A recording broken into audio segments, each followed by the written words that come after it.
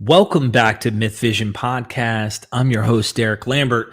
We're asking the question, was there a historical Jewish man named Jesus? And was there a historical Paul? Usually my channel has been centered around focusing on that first question of whether or not Jesus existed. I was enamored with this idea.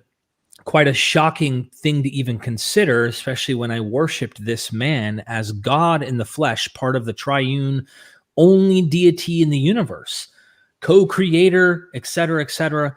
And going from absolute devout worship and believing that this guy was God, starting to see mythical and legendary material, years go by, you start to deconvert from my personal perception. It's easy to see when you start finding mythical and legendary elements to fall into the zeitgeisty kind of spirit, to get into the everything is a Xerox copy, everything is, Jesus is Horus, is this, and you get lost in parallelomania and things like that. Then years of studying and things start to draw you back and you go, I'm really wanting the truth here. I want to get what's the most likely conclusion to be where I'm going to be standing. And then along that journey, you find out there's people who say, well, guess what? You're wasting your time. Not only did Jesus not exist, but the guy named Paul never existed. What are we doing here? Everything is made up. And I tend to put the category here as hyper skeptical. There's a hyper skeptical. And I know that they'll say that's negative. You're being derogatory. You're pigeonholing us. But I do think at some point, you realize how much of an axe to grind is that? Are they applying the same thing across the board everywhere with this kind of thinking? I'm not trying to be rude, but this is an online internet question. This is not, as far as I'm concerned, this is not a serious academic consensus question to ask whether or not both of them don't exist or do. It's just been understood Paul exists. So I brought on Jacob Ehrman from History Valley and James Stevens Valiant to talk about their kind of journey and then what they are reasoning through and why they think Jesus and Paul most likely existed. All right. Welcome to Myth Vision, my brothers. How are you? Great. How about you? Good. You doing good, Jacob? Yep, I'm doing good. Thank you for having me. Always great to be here. Really, my brother. Just such an honor to once again be with you. Thank you. Thank you. Yeah. I just want to say up front, if people are asking for, again, like I said before we went live, they're going to ask for the toenail of Paul. And in order to believe Jesus existed, I need his index right hand finger bone to know. And it's like, that's never going to happen as far as I'm concerned. I can't imagine us actually finding that. Unless you think the Talpiot tomb was actually the burial place. And there we just found Jesus, or we discover it. The point is, there's people who have a high expectation. And I think it's because they're factoring in legendary mythical material. And so I can't blame someone who comes across Jesus walking on water and then looks over and sees another deity who flies with his winged slippers flying across the water and going, that guy never existed. It's easy to start doing that in your mind and start to go, well, maybe these guys don't exist. But then people go further, and I'm going to let you guys run with this. I don't want to interrupt you. And Jacob, I've interrupted you a million times. James and me are guilty of this. Okay, we get excited. But I don't want to do that today. I want to allow you and James to flesh out your ideas. We'll take questions from the audience and things as long as they're respectful. Sure. But there's people who think that the epistles, all of them, are epistolary fictions, completely fabricated, invented. The Paul character is a fake. And I think, I hope I'm still manning, they do that building upon the work of people who point out that there are fake epistles written in the name of Paul. So turtles all the way down, what's the deal? I imagine that that's what leads them in these directions. Has anything along your guys' journey, handing you the baton, caused you to start thinking it's more likely that you think there was a guy named Jesus and it's more likely that there was a guy named Paul based on your research? Go, Jacob. Well, the way I'm going to put it is, I would say I've always thought that there was a Jesus, one way or another. When I examine my past, my past thoughts on the matter. And I think that if I can put it this way, I think that a zealot apocalyptic Jesus is more likely. That's my view. I think that we can start with, when we look at Galatians, for instance, James, he's called the brother of the Lord by Paul. And Paul seems to get into a very heated argument with Cephas, also known as Peter, and James.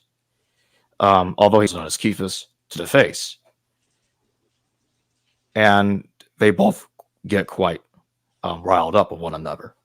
It's quite clear, at least to me, that Cephas is Torah orthodox. He promotes circumcision.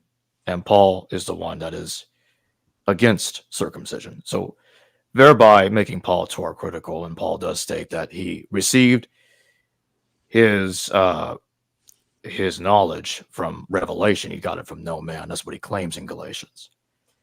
And it kind of reminds me, now that I think about it, that I think I had Robyn Walsh. Yeah, I had her on my channel once talking about this question specifically. She's been on my channel a few times, just as she's been on here many times. And she's a great scholar. And she says that it's kind of strange that what's Paul and Cephas arguing about if Jesus didn't exist? She put it in a way just like that. I made a YouTube short out of that. And I thought that's quite an elegant way of putting it, because like, what's Paul and Peter arguing about? There's no Jesus. What's the point? Oh, he's a heavenly being, he's a mythical being. What's there to argue about? And I think that's a good way of putting it, because I'm like, to me, it just sounds a little silly to imagine that they're having an argument about a guy that, about a man that was crucified that didn't exist to be crucified to begin with, apparently. That doesn't make a whole lot of sense to me. And when you look at Paul's letters, and Paul's writing before the Gospels, regardless of how many of them one thinks is authentic, how many of them think that one thinks is authentic, and how many of them are not, they seem to generally be ignorant of the Gospels. Now, as for the ones that are claimed to be non-Pauline, and there's scholars on both sides of the fence there, some saying some of the pseudo-Paulines are authentic, some of them are not, or perhaps all of them are. But regardless, they seem to be generally ignorant of the sayings of Jesus that are attributed to Jesus in the Gospels. And if Paul had access to the Gospels or something like them, I would imagine that he would have pretty good ammunition to use to quote against Peter. Oh, you see, my Jesus actually said this and he said that. He supports my Torah critical thinking. But Paul never really quotes Jesus, except for maybe once or twice briefly, and I think it's in 1 Corinthians. One of them definitely being about the Eucharist, and that's about it. Other than that one other brief instance, doesn't really quote Jesus. Doesn't really do it. He can't. And to me, the fact that he can't quote Jesus, he can't really do it, says a lot. Because I think the Jesus that he was aware of is Torah orthodox.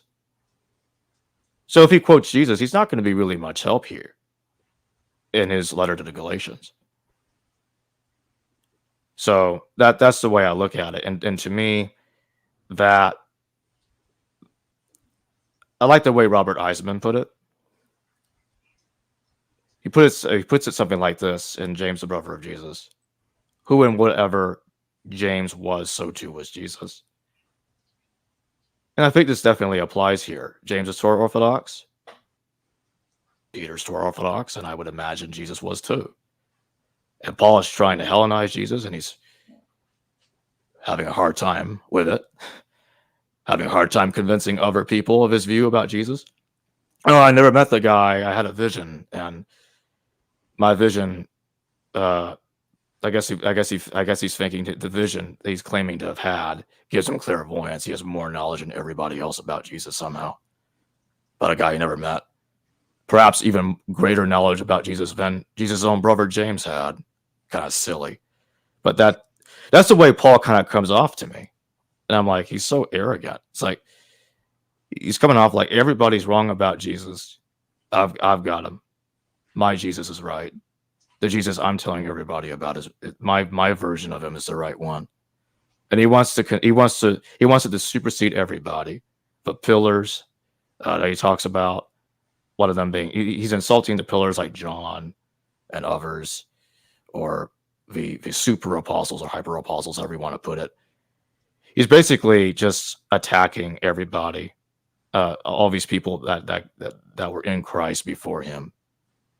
And he's like, yeah, my message is the right one. Everybody misinterpreted Jesus. Before me, everybody got Jesus wrong. That's the way that Paul comes off to me. What do you think, James? So what you're saying, Jacob, is that if Paul is literally a totally fictional construction, as a radical Dutch radical position might be, on the extreme end of the Dutch radical position, there was no historical Paul. The Pauline letters were pretty much all invented. Why on earth would you invent this intense argument between Cephas and Paul? Why That doesn't make any sense, right? Embarrassing moment between the leaders of Christianity in the first century.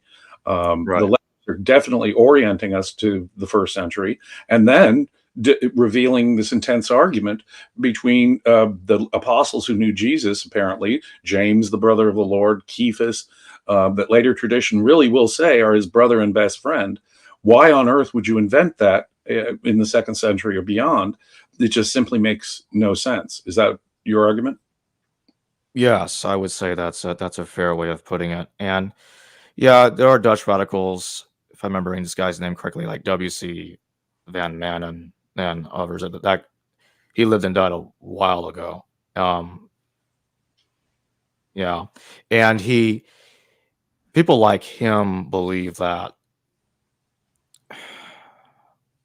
or people that think in similar ways to him, they'll look at a statement given by, I think it's Tertullian, and what Tertullian says is Marcion discovered Galatians, and it's like, oh, that must mean Marcion wrote it.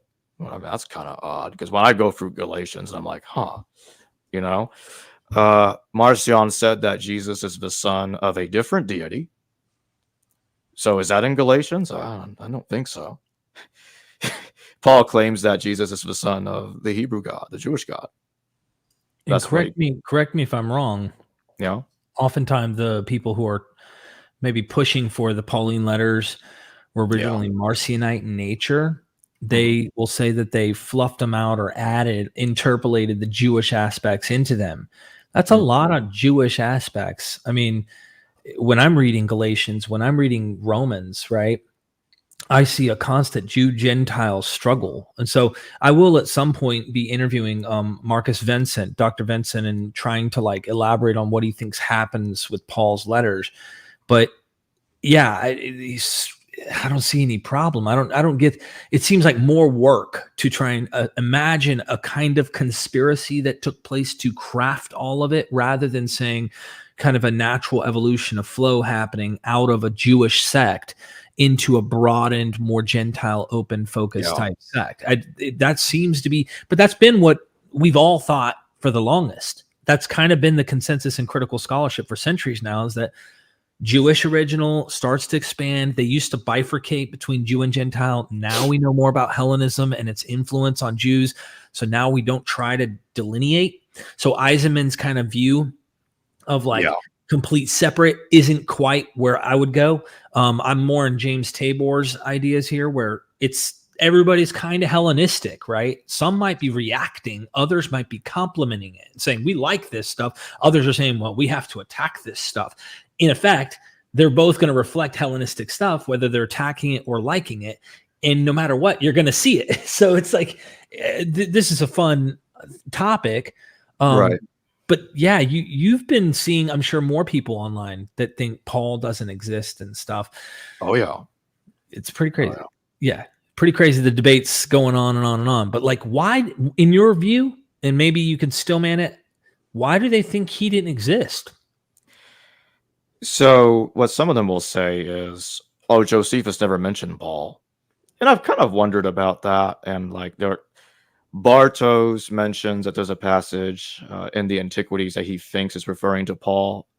If I remember the passage correctly, it's about Bartos Adamczewski, by the way. That's the scholar that I'm specifically talking about.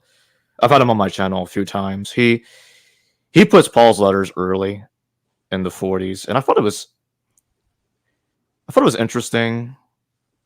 And I used to think that he has some pretty interesting points there. But the more I thought about it more recently, I'm like, I don't know. Like he thinks Paul died in 49 AD, and I thought for a time, well, maybe that could make sense. But more recently, I'm like, no. His argument for it wasn't very good in my view. He has very interesting work, but I'm like, I don't agree with him on putting Paul's death that early. I kind of thought maybe it could work, but at this time, I don't see it. May I say at this point that yeah. One of the wonderful things about working with Jacob over the last couple of years, and I have been working very closely with Jacob on his developing thoughts on these things, and they're very sophisticated, I have to say. But, Aristotle said something that's often quoted in memes on the internet. The mark of an educated or developed mind is the ability to entertain a hypothesis without necessarily accepting it. And I think that's what we have to do, especially when we're talking about ancient history. We have to test out, if it's at least a valid hypothesis, let's go with it and see how it integrates with all the other evidence. And until we sort of test drive a hypothesis, we really can't know for sure. And so that means, it's like climbing up a hill. You notice paths up steep hills don't go straight. They have switchbacks. And there's an analogy here. I think that's what we need to do if we hope to arrive at least the most probable, because we're talking about fragmentary ancient evidence here, and there are different ways of looking at it.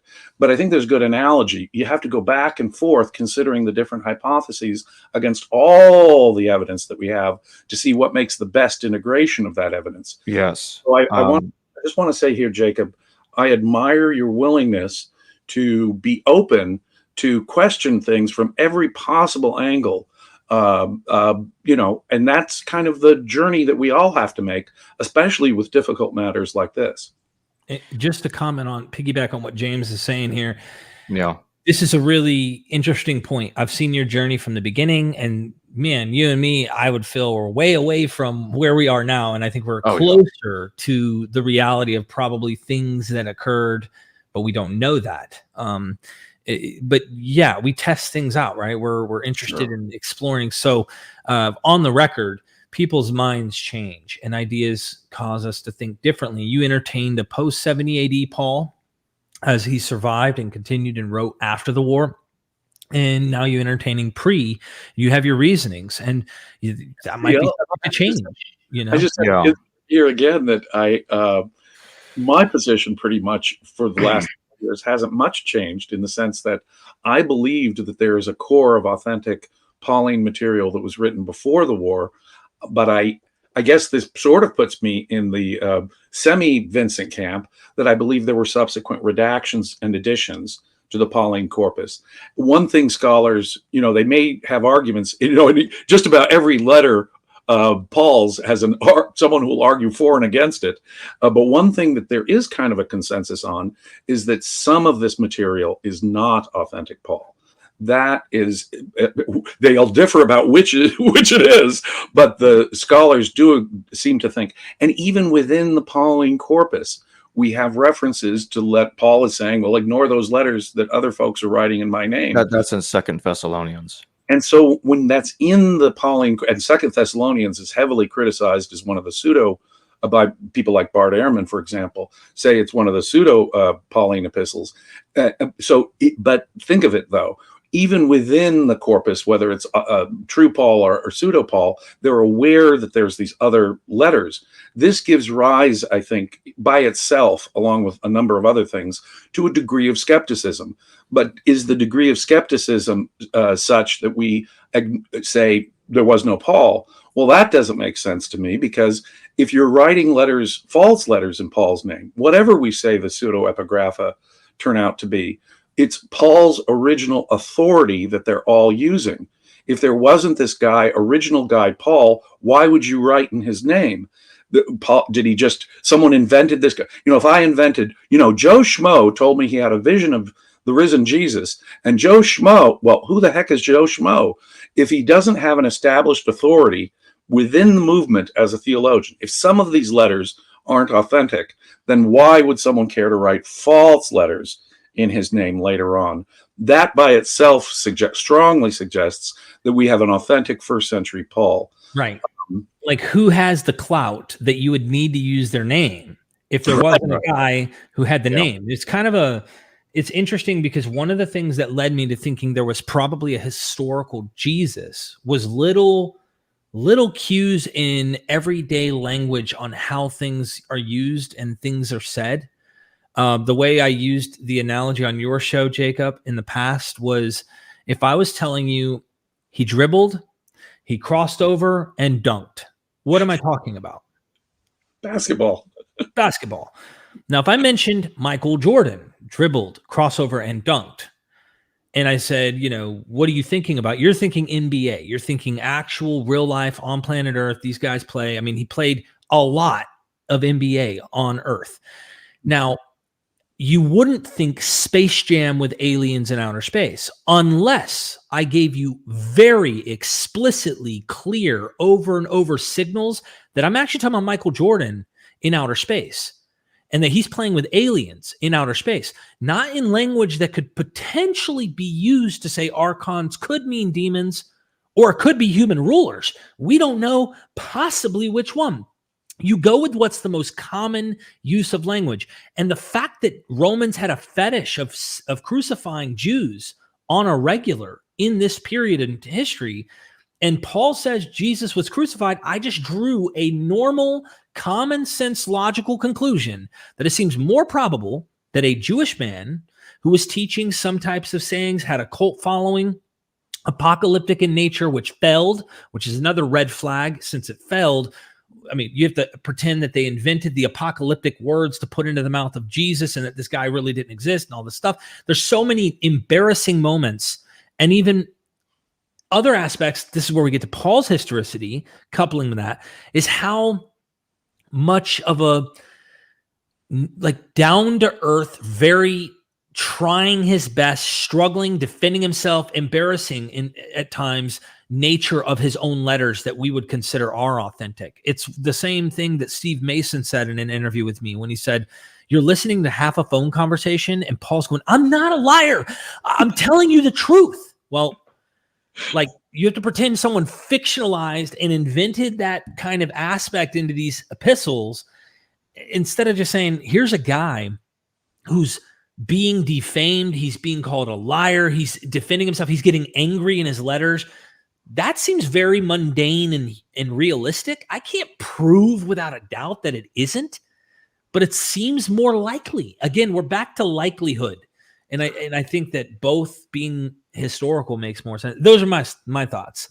Well, you know, my own journey, if you want to know my own journey through this, it was, I was raised a Christian, taken to church, believed in a historical Jesus, but believed in a divine Jesus too.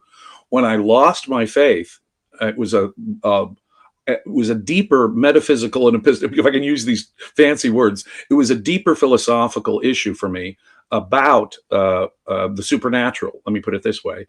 And so when I came to the conclusion, to a naturalistic conclusion about the universe, let me put it this way, that it doesn't contain miracles and gods and so forth, and I was satisfied on a philosophical ground, and I turn around to the idea of Jesus, I figured, hey, there must have been a real guy named Jesus, and over time they just exaggerated the stories about him. He took on these mythological elements as the Christian understanding of Jesus changed and developed over time. I went through a bit of a crisis And my mythicist moment came when I was enamored of the work of way back when I was a young person. There was a scholar named George Wells, and he was a mythicist, and he wrote books like Did Jesus Exist? And he points out that Paul's ignorance, for example, of all the gospel details, and he made the argument that Jesus developed over time. But, you know, later on in his life, he withdrew his mythicism, his strict mythicism. And I have to say that even about that time, but even before he did so, I myself drew back from that for a very simple reason. I do not see the gospel writers inventing a crucifixion that they're going to have to do a big song and dance around, blaming the Romans for, and blaming the Jews for and exonerating the Romans. Excuse me, I got it just backwards. The Gospels are dealing with a distinctively Roman form of crucifixion, and the Gospels are trying to collectively blame the Jews for it. And you can see it in all four of the passion narratives in each of the Gospels. It's clear they're sort of having to twist themselves into pretzels. Now, if you were going to invent an execution for Jesus, why not invent something that the Jews could be solidly blamed for, like the stoning of Stephen in Acts, or the stoning of James and Josephus? We know the Sanhedrin, in fact, Josephus tells us the Sanhedrin had the authority to enforce Mosaic law before the first war, and the traditional punishment for blasphemy, what Jesus is supposed to be convicted of according to the Gospels, was stoning. And that way the Romans wouldn't have been involved at all. So why would you need, if you were going to invent something just to blame the Jews and exonerate the Romans, you could have done a stoning, and for example. But more than that, let's go even more specific. Why would you invent, and this is my question to all mythicists everywhere, please explain to me why it must be a crucifixion in the governorship of Pilate. Deduce logically, please, for me, that fact. You know, you could say, oh, well, there's the suffering servant who has to be pierced for our transgressions. He has to, at some point, That doesn't tell me crucifixion, and it doesn't tell me Pilate. Those are two facts that are just raw, brute facts. And there's a danger methodologically. For me, that's why I bring up my journey. When I developed sort of my naturalistic philosophy, I did question miracles and the supernatural and all the mythological elements in there. But there's a tendency for someone to sort of rationalistically go back and sort of try and say everything can be deduced from the needs of this supernatural being. You know, Spinoza, the great Jewish philosopher from the 17th century, he believed that everything could be deduced like geometric like geometry is from axioms. Everything. And so someone came up to him one day and said, "Deduce my pencil. Deduce this pencil." And he was kind of stymied. He couldn't, of course, deduce the existence of any particular pencil. Similarly here, if we start out with a premise, an axiom, a definition about our approach here, about a naturalistic one, there is a danger that I think we must avoid, saying, well, everything can be explained away by, like you say, parallel mania or Hebrew prophecy, and everything's returned Tanakh. Everything is returned from these pagan parallels. Everything is returned from the needs of a philo-like theology. I think that's a type of rationalistic error. We got to be evidence-focused, fact-focused, and I have seen no argument, none really, from any of the mythicists telling me why it should be that Jesus had to be crucified under Pilate. And until I get an explanation for that detail, I'm afraid I have to be a historicist. The letters of Paul are clearly themselves vague about the powers of this age that are responsible for killing Jesus, whereas the Gospels are being very specific. Although it's a crucifixion, it's the Jews' fault, and they stand on their head in kind of fictional ways. You know, the crowd artificially demanding his crucifixion 3 times in all 4 Gospels. Pilate declaring Jesus innocent in all 4 Gospels, for example. That, I'm afraid, is not likely except for a historical fact that they simply can't work around, and that they sort of have to work themselves into pretzels to explain away in what I regard, and I'm here in good company with Bart Ehrman, who in a conversation with me that Jacob hosted agrees that the Passion narrative in all four Gospels is really fiction, and a politically motivated fiction, to blame the Jews and exonerate the Romans for what is clearly a distinctively Roman form of execution. And I would say that in essence is why I'm a historicist about Jesus. Even apart from any arguments, say, about the Talpiot tomb, the simple fact is, and Paul is straightforward. He gives us, he seems to be insisting that Jesus was a historical living flesh guy. And it really only makes sense in his language that Jesus became flesh and became, even with this spiritual being stuff in the literature we have, the Christ figure descends all the way to earth to be a fleshly being, an earthly being. That's the whole point, is that he's taking on human flesh and reality. That is a later theological explanation that only makes sense in light of a person who is actually flesh and blood and here on earth. Further, Paul says he's born of a woman. That's probably a Middle Eastern idiom for a real dude. He was hung on a stauros. He is according to the flesh of the seed of David. It's as if Paul is repeatedly stressing the earthly, fleshly, and flesh and spirit are major themes in Paul. He's a fleshly being, and that is the whole point. He's like us. Otherwise, it loses its original theological oomph in Paul. And then, of course, we have Josephus, and we can talk about that. But I think that even just the James passage in Josephus, and I know that's come under certain criticism, but even just the James passage in Josephus is sufficient corroboration in my mind for if we need any other evidence than Paul. But and you and Jacob have worked quite a bit on trying to unravel that, what's going on there, brother of the Lord. In fact, Kipp Davis is in the chat. I think he's been engaging on the whole brother of the Lord thing and comes to this conclusion. And what's interesting in my position, because they're talking about, is this a baptized brother in Christ? Is this actually his brother?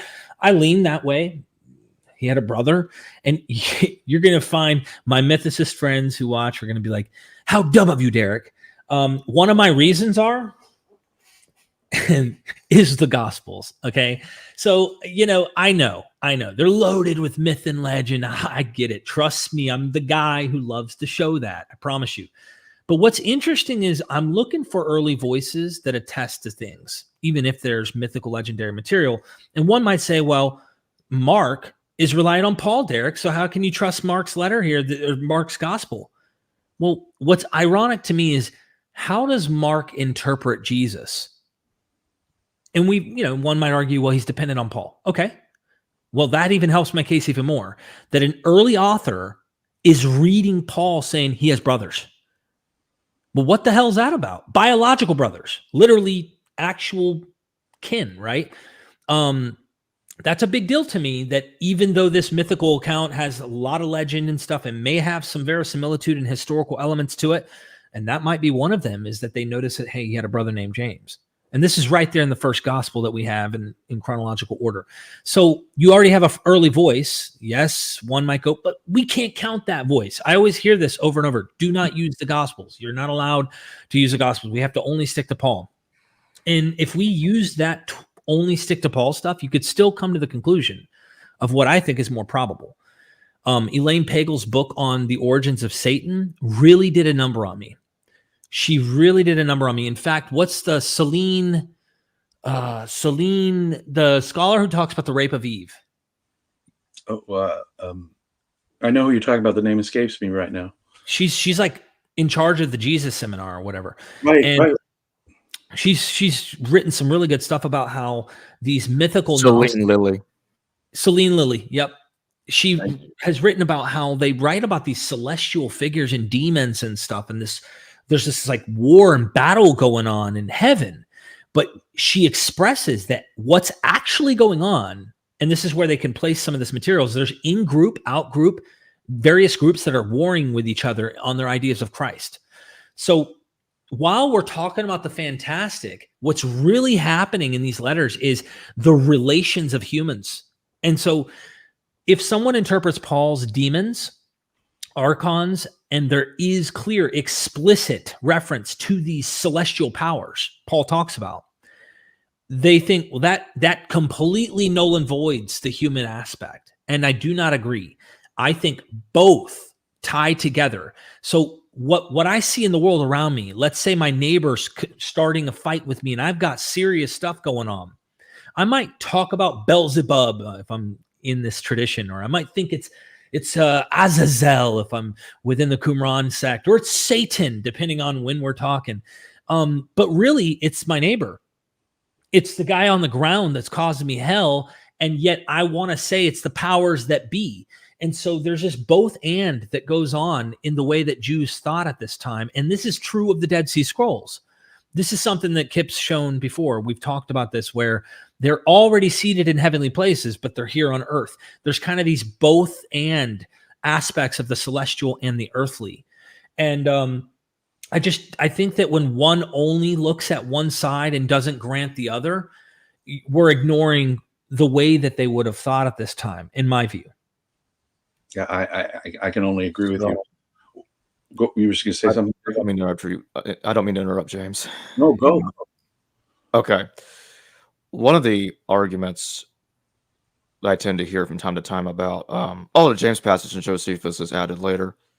I've been giving that a lot of thought lately, and I'm like, I tried to see it. I just can't see it. Because the thing is, it boils down to Origen of Alexandria. For those that may be a little confused about my pronunciation there. Yes, I'm pronouncing it Oregon, not Origin. Oregon should be a hard G. Anyway, Oregon. I prefer Oregon, anyways. Yeah, it should be I think it's just slightly easier. Oregon of Alexandria supposedly is confused, and he's quoting Hegesippus or somebody else, not really Josephus. He just thinks he's quoting Josephus. And then my question is, and he never figures out that he misquoted Josephus? Like, so he, not only, I think it's in the commentary on Matthew, where he quotes the James passage, but he repeatedly does so in contra Celsus, against Celsus. Again, Celsus. Yeah, or Celsus, as some people pronounce him. I've heard Celsus. It used to be hard. So, good man. I'm like, and he just doesn't notice that he's misquoting Josephus. He never gets corrected. Nobody corrects Origen. Hey, Origen, you're wrong. Nobody corrects him. Hundreds of years later pass. Nobody notices that Josephus doesn't mention James and Jesus. I'm like, Origen's wrong. Nobody says this. Not that I'm aware of. Nobody says that that Josephus didn't mention him. Nobody ever corrects him. It's like Photius of Constantinople, writing hundreds of years after Origen, goes out of his way to say Justice of Tiberius never mentioned Jesus. We don't have Justice of Tiberius works, by the way. They don't survive. Hopefully we'll find them someday. I don't know. Who knows? We find stuff all the time. So, yeah, so people know that Justice doesn't mention Jesus. Why didn't they interpolate Justice? You see, that's my thing. And I got another point to make after this. It's a fair point. Why does nobody ever say that Josephus never mentioned Jesus and James? All these people don't know what they're talking about. They're making stuff up. They never mentioned him. But the other thing is the other argument is,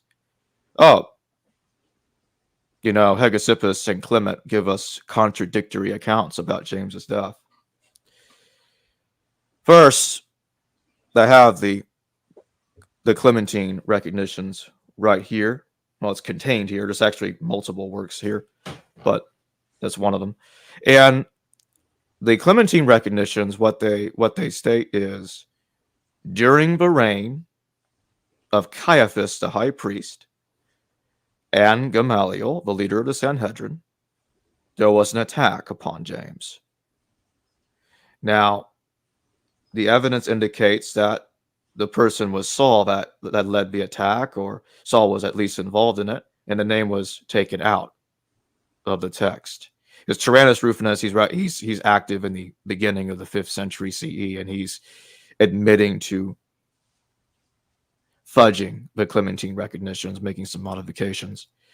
Origen of Alexandria in the 3rd century says that Clement wrote 10 volumes called the Travels of Clement. The recognition says 10 volumes, so it seems pretty clear to me that that's intended to be the same work. But later on, it's called the Recognitions of Clement rather than the Travels of Clement. And considering we have a confession by Tyrannus Rufinus that he took things out and added things in, at least that's what it looks like he's saying to me.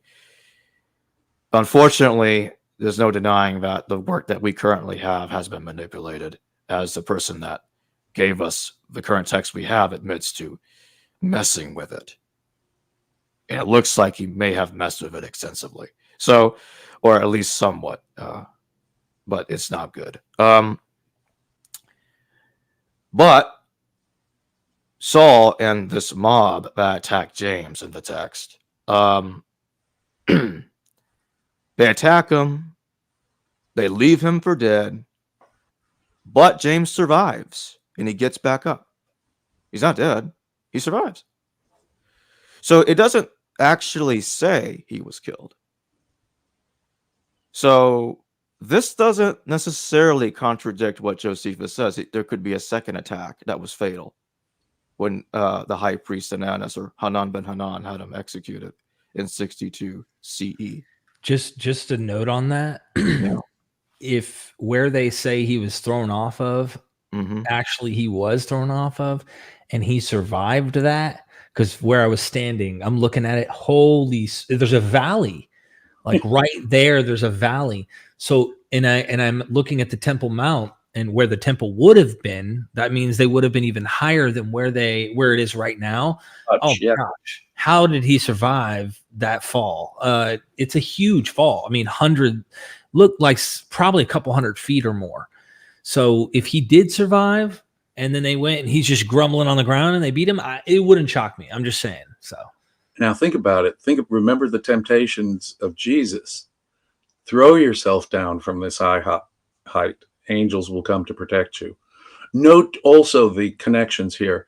We have reports that are kind of mythologized about James, perhaps, because we're told, who is it, Epiphanius, that tells us that he had access to the Holy of Holies? Wow, that he's acting kind of like a high priest. Let me take a look at my notes here. I think that's right. And that would suggest that the tradition about James himself... Hegesippus says that.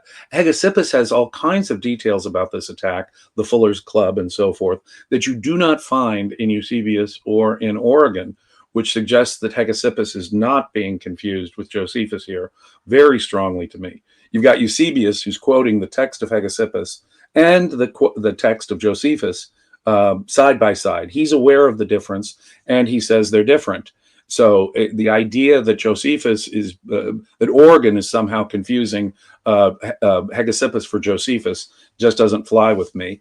More than that, if what we're talking about is multiple stages of interpolation of Josephus that would be involved, you'd have to have an interpolation of James that's sort of separate from the based on a margin note, right, says the carrier, and that really has to be separate from the interpolation in the Antiquities. So we're talking about, in a time before Constantine, there's already a manipulation of Josephus's text going on. Origen couldn't be the guy who's doing it. Why would you criticize Josephus if you're the guy interpolating the text in there? Or it has to pre-exist Origen. And if that's the case, then any further interpolation, say, of the Antiquities is still another interpolation afterwards. That's all straining credibility as far as I'm concerned. Yeah. There's really no reason, none whatever. Some of the arguments made, for example, that the Galatians James can't be Josephus's James, is that Josephus says that an accusation of James and others breaking the law or violating the law was brought against them. Well, we know from Galatians, James is Torah orthodox, as Jacob just pointed out. But that's not necessarily what Josephus is talking about when it comes to violation of the law. He could just mean violating the Roman law, straight up a rebel. Or he could be saying that it's Now, what would a Sadducee say if someone came along and said, you know, Jesus is the fulfillment of Jewish prophecy? He'd be blaspheming.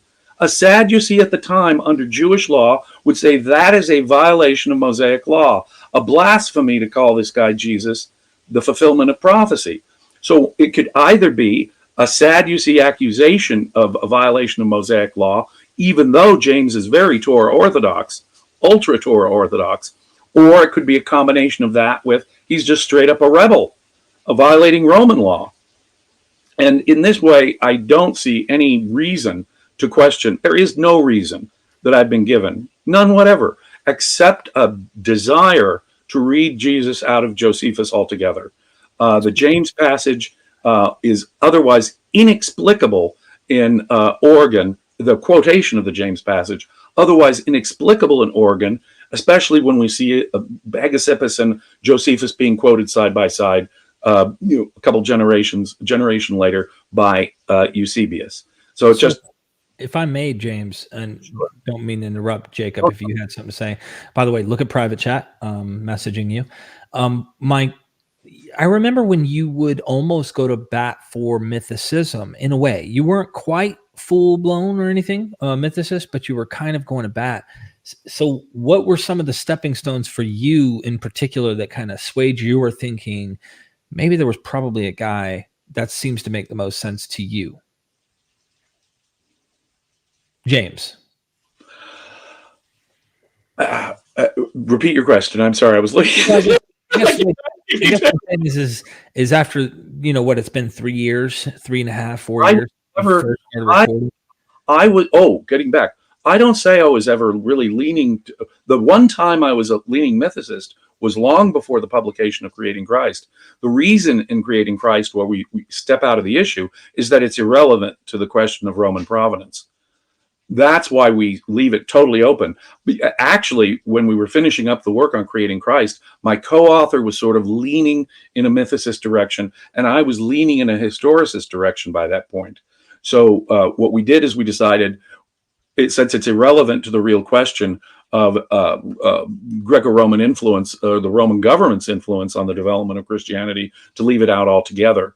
Where I would disagree, I've come myself to agree with Dr. Tabor a lot, Derek, and I find myself agreeing with him more and more about a variety of things.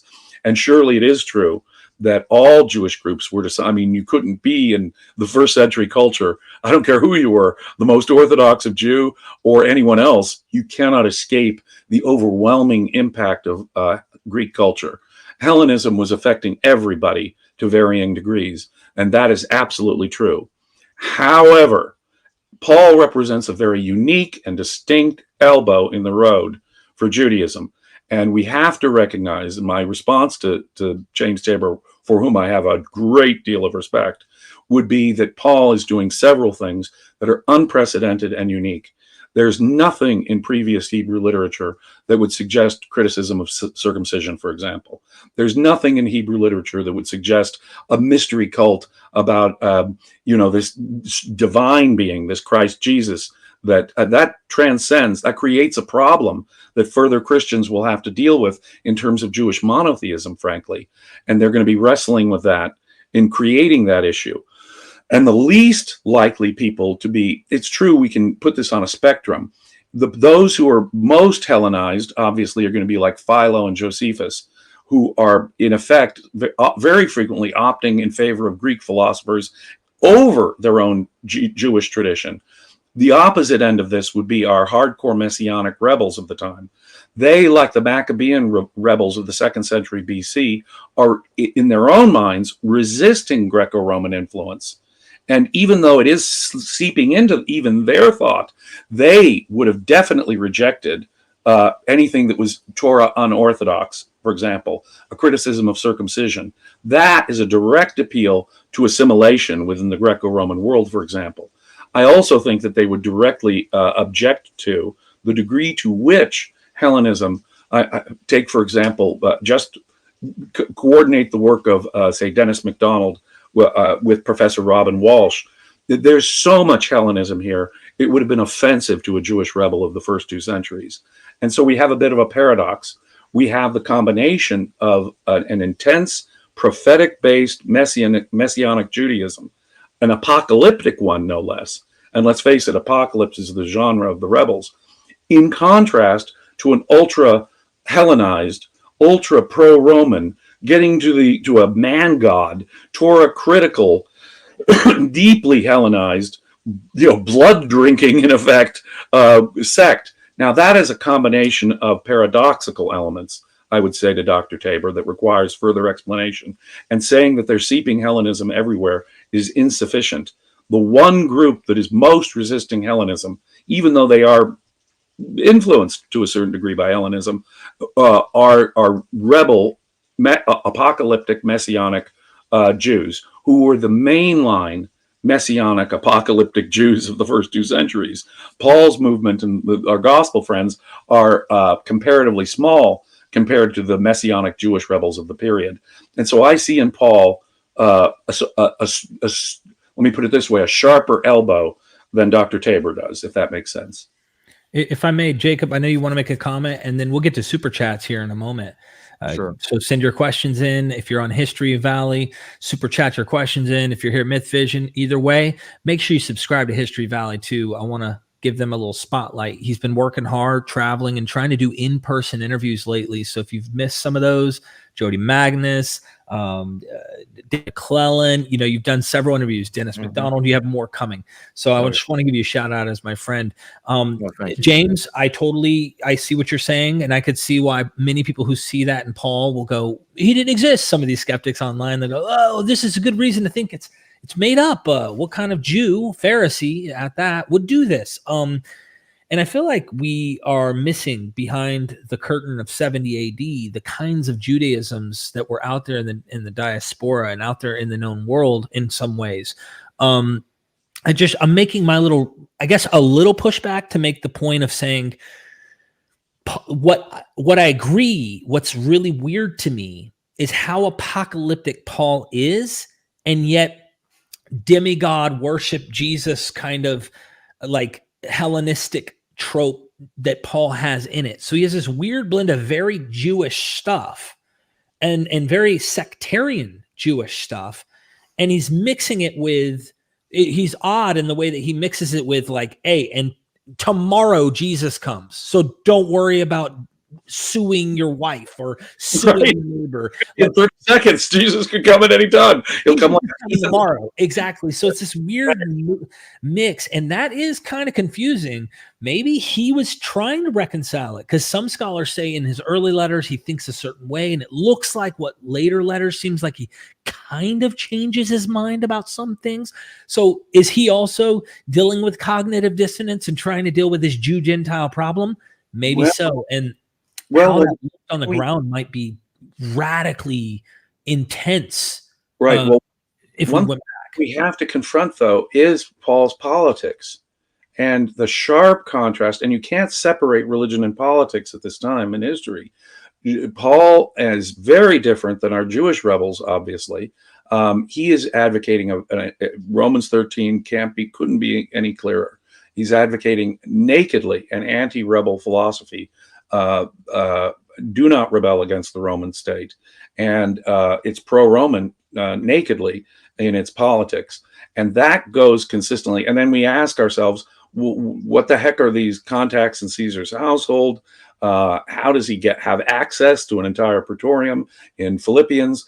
And when you start digging even further into the connections, the high-level connections that Paul seems to have, the friendly relations he seems to have, the kid glove treatment he has from the Romans. If Acts is at all correct, the Romans send an entire cohort. That's hundreds and hundreds of soldiers. At the time, that probably meant, I think, between 400 or 500 soldiers, simply to protect one man's safety, Paul, when he's in Jerusalem. Now, that would indicate, of course, explicit Roman protection on a very high order of Romans, if we can trust Acts in this regard, or if Acts is even vaguely correct in this respect, it's noteworthy. So there's many readers of my book will see that there are many reasons to think that Paul, and later Pauline Christian, is anti-messianic in a direct way, and that liberates it in effect, from so many aspects. The apocalypse, in fact, could happen tomorrow, but then in 2 Thessalonians, he steps back. We'll clearly have this warning, because this son of lawlessness, or this lawless one, will come do these awful things, which will give us a clear warning. And so there's sort of a tension between 1st and 2nd Thessalonians there, which may be adjusting for a developing view of apocalypse in Paul. But you'll notice eschatology, just as resurrection in Paul, is basically a spiritual thing. There's no empty tomb in Paul, as there is in the Gospels, which I think are trying to put it back into Jewish roots.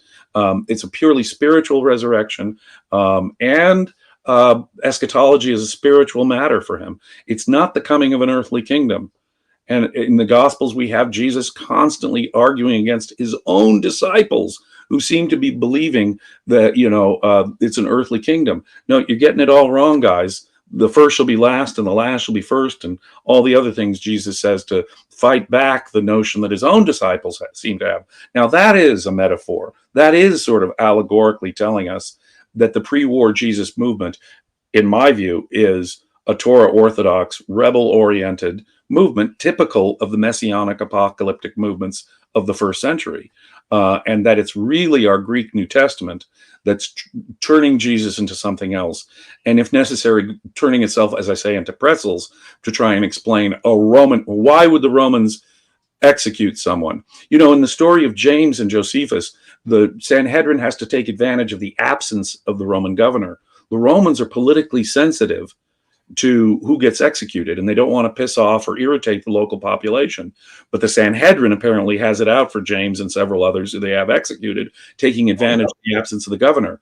If we're talking about Pilate crucifying Jesus, then the Romans, in my view, were convinced he was an actual rebel and a definite problem. The Romans did, and yet everything in the Gospels is trying to tell us just the opposite. I believe in that historical Jesus is likely, like Professors Brand and Eisenman, even Reza Aslan have suggested, it's likely that the historical Jesus was a rebel, and that's the way the Romans perceived him.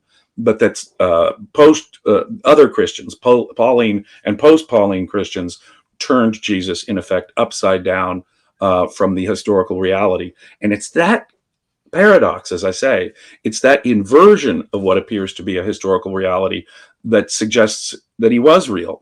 You wouldn't need to stand on your head like that if you weren't explaining away a fact that everyone knew. I want to read this real quick. This is from Kipp Davis. He says, at Mythician Podcast, please point out that for all scholars, the brother of the Lord passage is unproblematic. The syntax context eliminates the possibility that James is just another Christian. I agree with that completely. I think I agree with that as well. Yeah. I've tried. Paul, his term of art, Adelphoi, he's calling us brothers in Christ. Yeah. He's saying my siblings in Christ or my brothers in Christ. And that has led some people to think, well, maybe brother of the Lord is just one of these titles. Yeah. I myself have entertained that thought for a long time, but I think Davis is right here.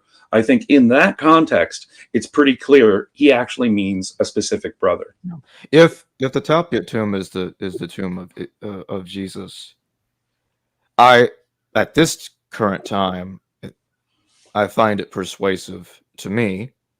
But when you look at the James Ossuary, if one goes with that being authentic, it sounds a bit like the way Josephus phrases it, the way Paul puts it in Galatians. What I mean is when it says, James, son of Joseph, brother of Jesus. How does Josephus put it? James, the brother of Jesus who was called Christ. How does Paul put it? James, the brother of the Lord.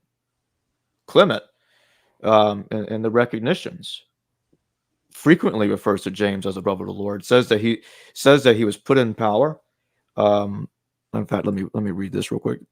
It says here in the Clementine recognitions, being governed with the most righteous ordinances by James, who was ordained bishop in it by the Lord. Because in early Christianity, they understood that James is the successor to Jesus. Like Jerome, for instance, he says that James ruled the church 32 years. He died 32 years after Jesus is the point that Jerome is making. So, sorry, not 32 years. 30. Correction. 30 years. Exactly Right. 30 years. So James died in 62 CE or AD. So that would put Jesus' death about 32 CE, Right. which scholars say circa 30. So that seems to line right up, doesn't it? About around the same time, virtually, like almost. Yeah. In fact, Luke and Marcion's gospel say 15 years into Tiberius, which makes it 29 when the mission began, let's say, thereabouts. Luke tells us there's a 3-year mission, which suggests that the crucifixion is around 32. And Josephus tells us that James, the brother of Jesus, called the Christ, was executed in 62, exactly 30 years thereafter. It just lines up too nicely. Yeah. Okay. So James Tabors in the chat, just so everybody knows, and Dr. Kipp Davis, everybody's having fun hanging out. We got 493 people watching here on our side. Hit the like button, fam. Go subscribe right now to History Valley. He's doing things that I'm not even doing. He's talking to scholars that I haven't even talked to. So get the front row seats, help support a good channel out, good friend Jacob Ehrman. I'm proud of you, man. I watched you from the beginning. You and me were there at the beginning. I'm just saying, seeing you grow and making things happen the way you have, I'm proud of you. So I'm proud to know you both from the beginning. I am Yes. honored that you guys, I was there at the ground floor when you both got started. And I pat myself on the back for my good judgment and connecting with you two of my true brothers here. Thank you. Seriously proud of him, pushing through. He's doing big stuff. Keep going. Don't give up. Let's get some supers. Are we doing supers? Yeah, I'll be ready for it in just a second. I just want to make one more quick point. Go ahead. And thank you for what you said, Derek. And you've been doing great work yourself, and it's been my pleasure to have been on your channel for a long time now, since 2019. That was the first time I was on here. Yep. And we have changed our minds quite a bit, haven't we? Oh, yeah. Yes, we have. There's no doubt about it. So the final point I will make real fast, because I know we got to get to those super chats, is let's imagine that we were dealing with a different situation. Let's say there's a tradition that put James's death before when Josephus says it happened. Okay, then somebody could make an argument that there's something not right here. Unfortunately, we don't have that evidence. In fact, regardless of what one may think about the Clementine recognitions, does a bit of it go back to the same person that wrote First Clement or not? It's a tradition, nonetheless. That does not conflict with what Josephus says. And the way it talks about James being the Lord's brother, being his successor, it fits what Jerome says. It fits the way Paul thinks about James. It fits the way that what Josephus is saying about James being killed in 62 CE. It doesn't. My point is, it doesn't conflict. It doesn't create the conflict that some think exists. If I may, Jacob, to reword this, because you guys, both you and James, went down the matrix into the rabbit hole, turned a few corners, and lost your way. Okay, and I want to simplify it. I'm joking. That wasn't a bad jab. That was like you guys are going deep. That's my point.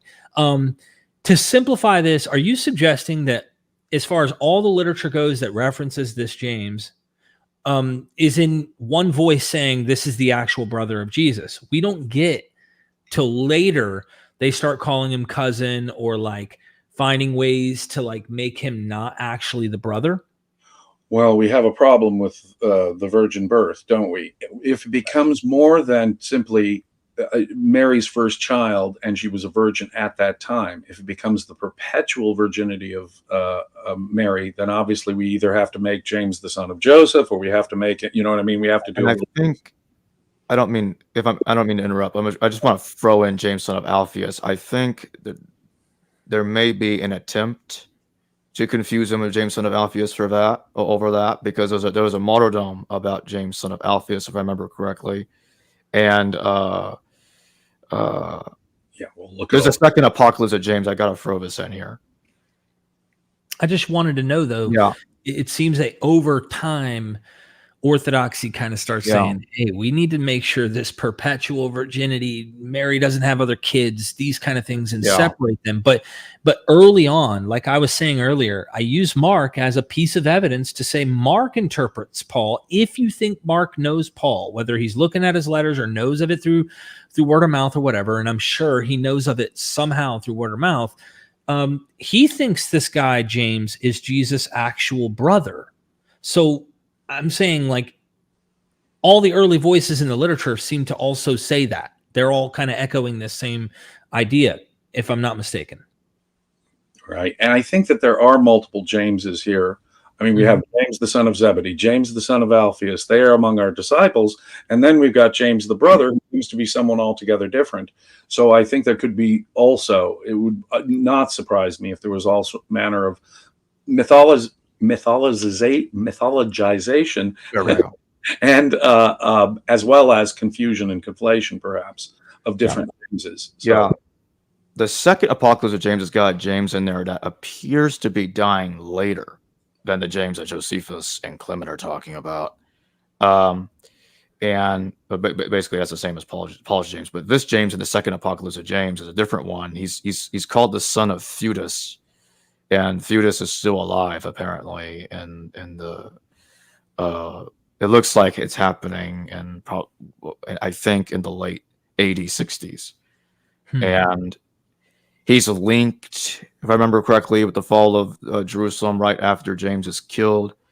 And I'm like, okay, this is a different James that could potentially be confused with the other James, because I think it's in the first apocalypse of James that it says something about James is not literally the brother of Jesus. And then you get to the second apocalypse of James, which it goes the next mile and says, oh, this guy is the son of Theudas. I'm like, okay. That, I think, could be evidence that this James is being confused with the other James, probably deliberately as part of a theological rewrite, to try to remake James as being not Jesus's brother by confusing him with this other guy who died later. You know, we just need James Tabor to answer the James question. Yes. But no, seriously, thank you so much for this. And look, Kipp says, look, Myth Vision Podcast, one of the reasons the patronym Brother of the Lord is needed is precisely because there are multiple Jameses. The passage in Galatians makes no sense otherwise. So that's an interesting observation. You have to delineate. I agree. A great point. That is a great point. I mean, why do we need the modifier? Why do we need the distinguisher? I mean, all Christians in one sense are brothers, but if this is the James who we're using the phrase brother of the Lord for, he must be a very distinct and separate James who is known by the title brother of the Lord or brother of Christ. Otherwise, it makes no sense, right? It's like you say in Josephus, where he adds descriptions of who this Jesus might be, because there's other Jesuses. And so you have to add that little descriptive that delineates. And I mean, isn't Cephas also a brother of the Lord? Yeah, but he doesn't call him a brother of the Lord here. He uses a weird, odd, this guy's a brother of the Lord. Well, I thought Cephas as well is a brother of the Lord, Paul. Why are you now saying? So it's a really odd thing to not see it that way, in my view. Okay, we've been going on and on and on. Let's hit some supers and tackle some of the supporters and stuff, their ideas. Stop scamming, man. Thank you for being here and super chatting. On the one hand, there's mythologizing. However, look at the nature of it. Some of the mythologizing is adoptionist, meaning it started out as a flesh and blood man in the mundane village of Nazareth. I think that's what they mean to say. You want to take on that one, James?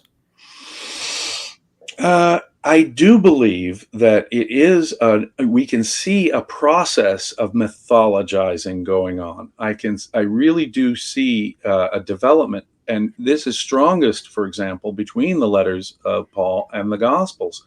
As Jacob earlier observed, Paul knows precious little about our gospel Jesus.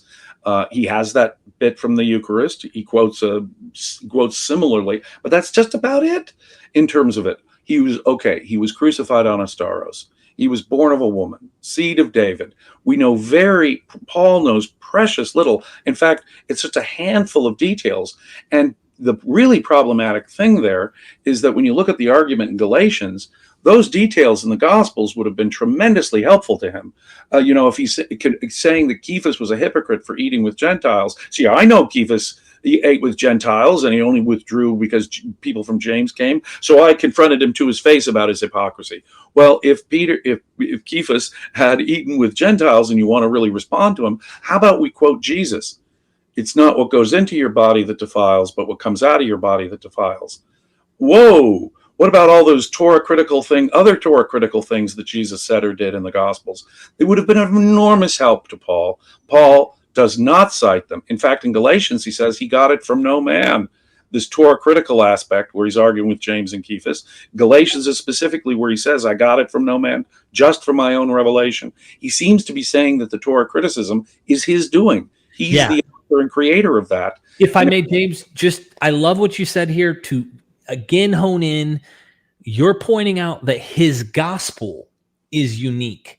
And I get this. I get a lot of people who push back on this and go, Paul learned nothing but from revelation, like absolutely nothing. And I don't follow that line of logic. And the reason is Paul tells us himself he's persecuting Christians. Now, why do you persecute? You don't persecute people that you don't know what they're teaching. Right. Why am I attacking you? You know what I mean? So yeah.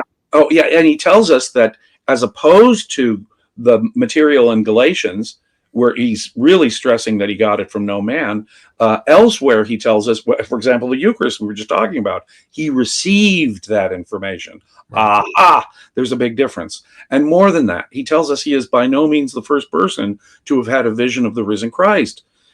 Cephas, James, the 500, other people. He is one lately born. He's the last of the people to have had these visions of the risen Christ, and there were earlier ones. This would suggest to me there's a pre-Paul Christian movement, and that the Paul in Galatians is actually arguing with the leaders of that Jesus movement.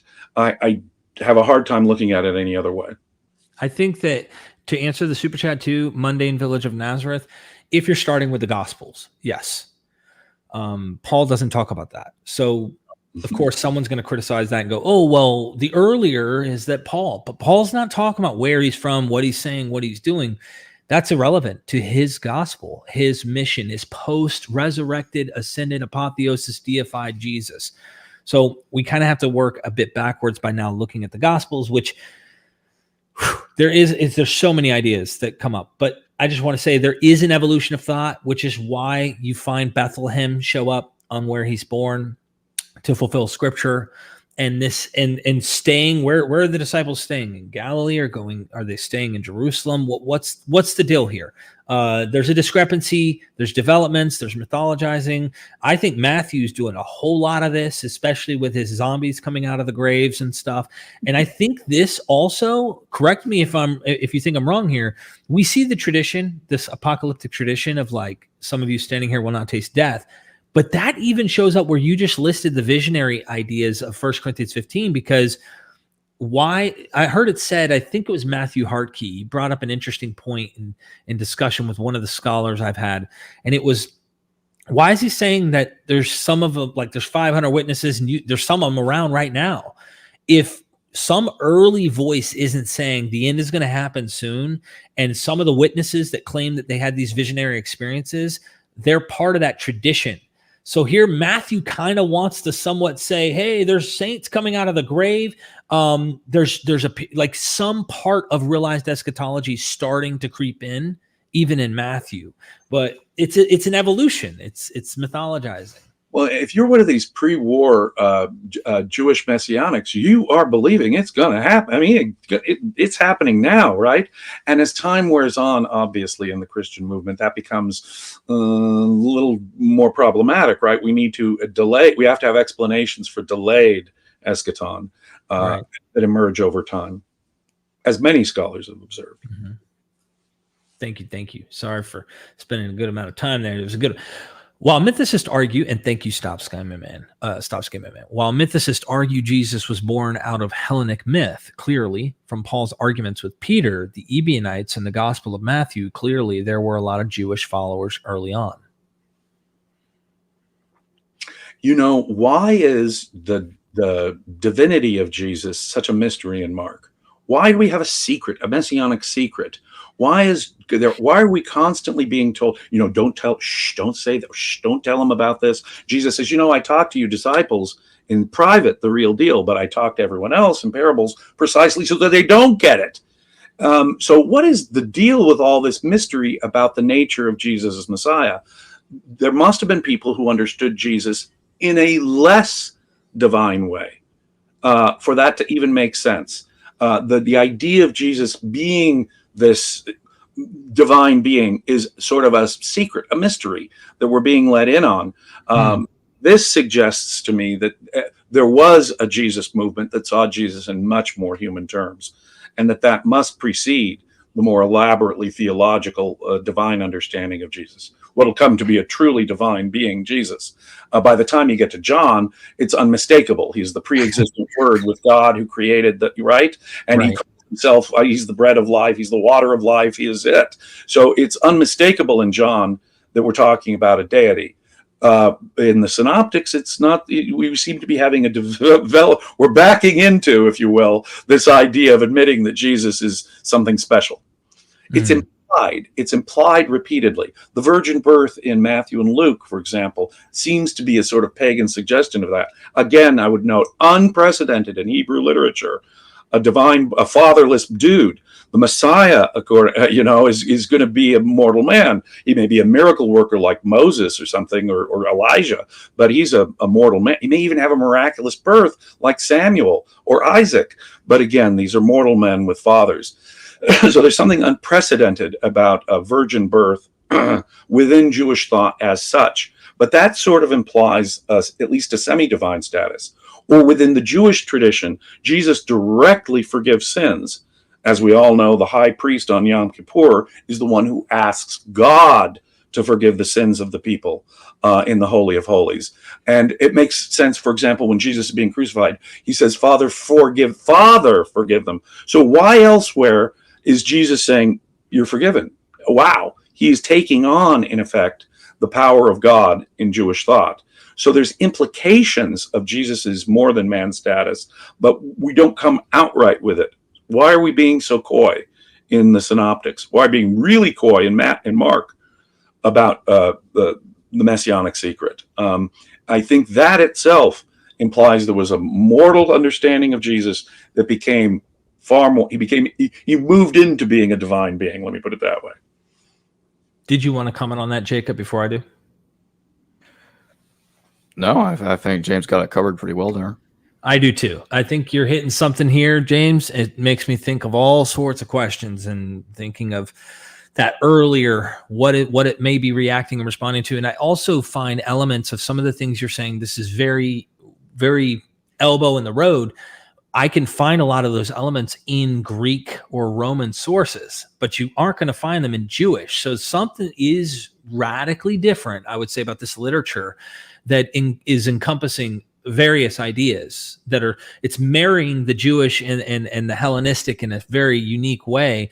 And that might be because you're getting a lot more Gentiles entering into this versus what other Jewish sects may have ever experienced in the past. Just yesterday, Rabbi Singer and I were having a conversation through the hosting of Jacob, and he was asking, why does Paul have this, animus against the law? Well, I think originally it came from the Gentile mission. I think Paul, in trying to convert Gentiles, non-Jews, had a certain salesman problem. I think, for example, circumcision for an adult male. To truly be part of the house of Israel, you've got to be circumcised. Being a God-fearer sort of keeps you on the outside. And Paul is saying, no, we can absorb these God-fearers. We can absorb these Gentiles interested in worshiping Yahweh, and they can be complete members of the house of Israel.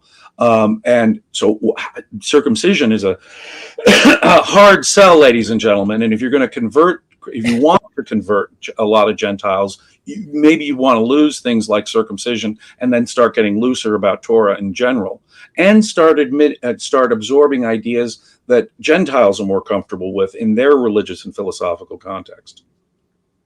Thank you so much. Aaron Smith over on History Valley, super chatting for you, Jacob. You guys are great. What are you guys' thoughts on the possibility of the existence of God? It's off topic, but I myself have a very simple, clear answer. I am an atheist, and I am a positive atheist, which they call an affirmative atheist. I think the concept of God, as traditionally defined by Jewish and Christian theologians, is a metaphysical impossibility. There is no creator to the universe. There is no omnipotent, omniscient being. That kind of thing is simply impossible. I also don't think there can be a free-floating consciousness, whether it's an immortal human soul or God's consciousness. There's just no such thing as a free-floating consciousness, conscious only of itself. So for philosophical reasons, both, I reject all the previous arguments, the ontological, the teleological, you name it, first cause type arguments, all of them. I am an atheist, capital A. Jacob? Yeah, I'm an atheist, I'm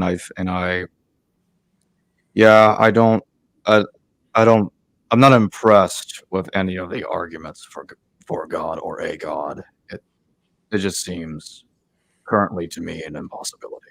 That's my answer. I'm a full-blown radical theist. No, I'm just kidding. Atheist.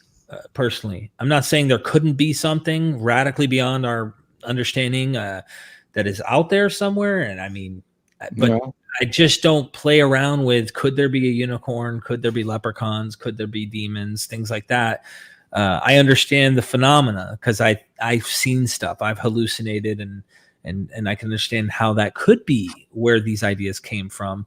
But I'm not knocking it either, because I kind of tend to take a position that the reason we assume agency and assume deity is because of being hardwired in an agent, a mother, and you have this mother father hardwiring, so to speak, in your upbringing. So you're screaming as a 1-year-old for food, and who comes to save you? Mom. And so there's this natural tendency, I think, to think something agency is there, which is, we don't even have to get lost into this, as you guys all know.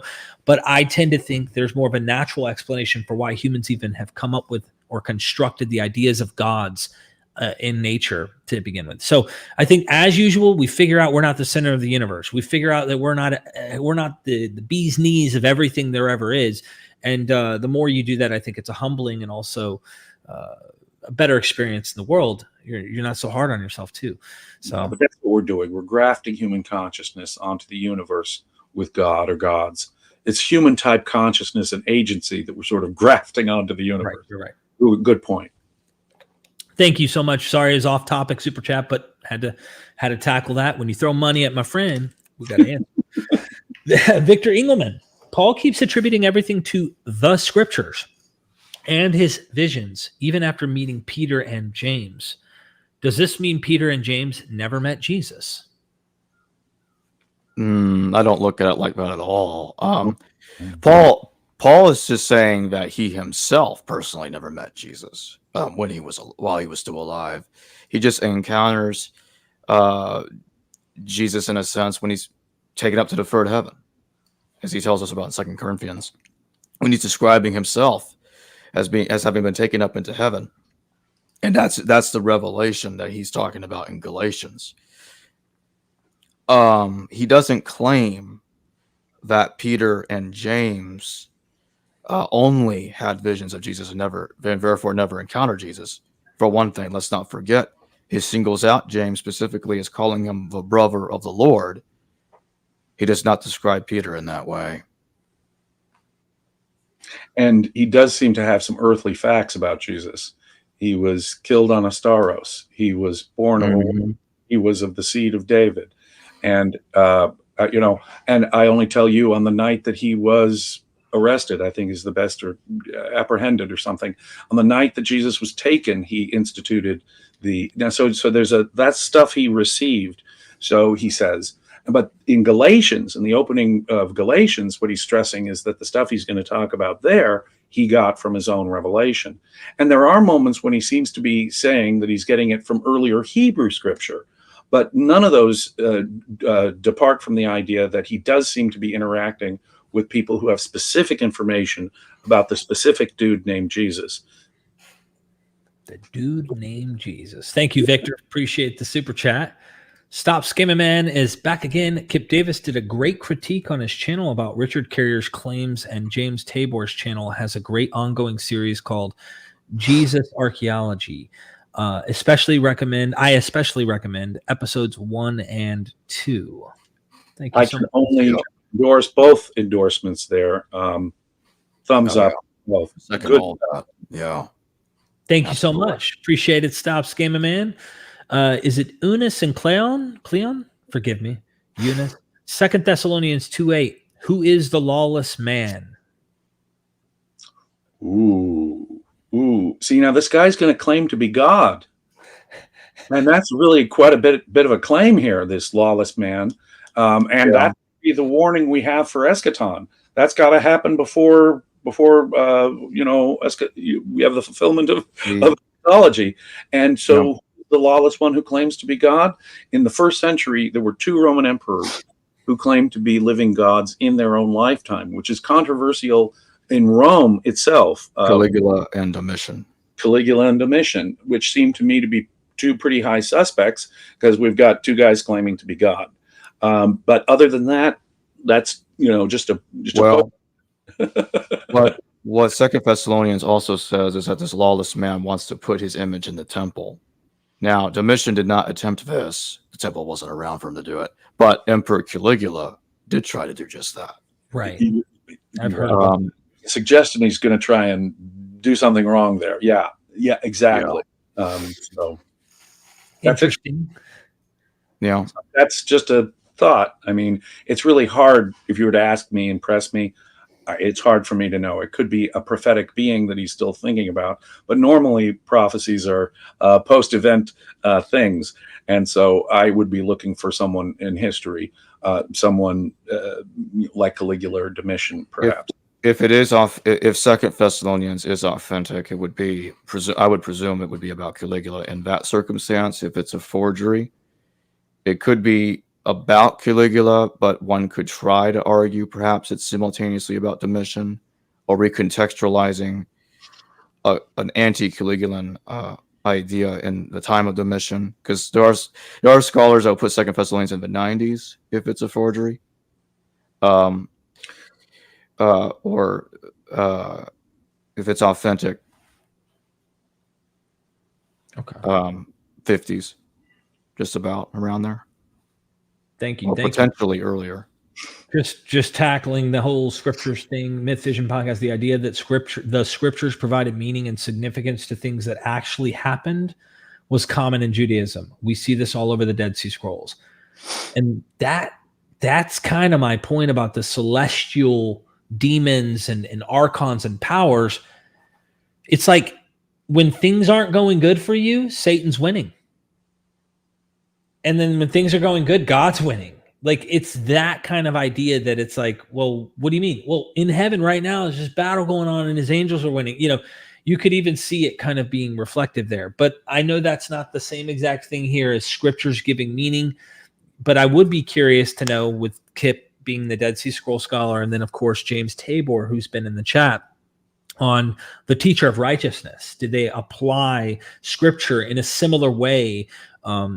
Quoting Isaiah, quoting Jeremiah, quoting these references and applying it to their teacher of righteousness in such a manner that kind of shows that. And it would be cool to get into examples at some point. Sorry, had to jump from there to get that. Is it Eunice?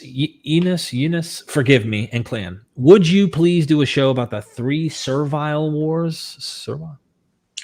There were, in Roman history, there were 3 famous slave rebellions that occurred. The most famous being around 100 BC. I think it was 90 BC. The Spartacus slave rebellion.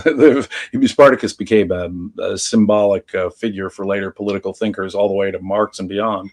And of course, Kirk Douglas made a famous movie based on Spartacus. But when you mean servile wars, that typically refers to the 3 slave rebellions that occurred against the Romans. Thank you. Yeah, so I think it'd be cool for you to cover it, since you like. I'm a historian, yeah. Yeah, you and Jacob tackle that one. Victor Engelman's back again in Josephus, I think this is, or is it in J? Vit 4:14. Titus allows Josephus to, so it must be in Josephus. Titus allows Josephus to take 3 friends off crosses. One survives. In my honest opinion, there is no way the Gospels aren't based on this 99 CE book. I mentioned this. 90.